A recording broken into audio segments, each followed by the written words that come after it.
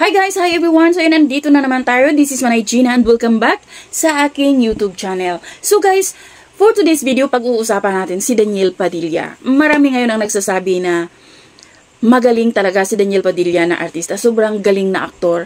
Kasi napatunayan at na-prove ni Daniel dito sa Incognito na kahit wala siyang love team, mag-stand out yung kanyang career. Kasi diba dati, parang sinasabi ng mga netizen na ay, wala na yan si Daniel. Wala na mangyayari sa kanyang career kasi wala na sila ni Catherine. Kasi si Catherine lang naman ang nagdadala sa kanyang kasikatan. Si Catherine lang naman ang humihila sa kanya kung bakit siya sumikat. Si Catherine. Diba?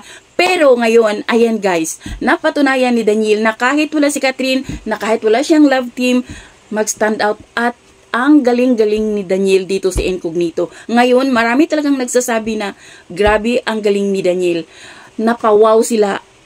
Walang bukang bibig yung mga taong nanood, mga netizen, walang bukang bibig, nagsasabi talaga na sobrang galing ng isang Daniel Padilla dito sa Incognito. Although sila naman lahat magagaling, may kanya-kanya silang galing. Si Anthony Jennings, si Richard Gutierrez, si Ian Veneracion, si Kyla Estrada, si Maris Racal, may kanya-kanya silang galing at grabe, mapawaw ka na lang at excited na tayo kung ano ang ending ng Incognito. So sana lang merong part 2. Pero merong mga usap-usapan ngayon na merong nilulutong pelikula si Daniel Padilla. Pero ewan ko lang kung gaano katotoo, nabasa ko lang din. So yun lang guys, thank you for watching. Bye, God bless everyone.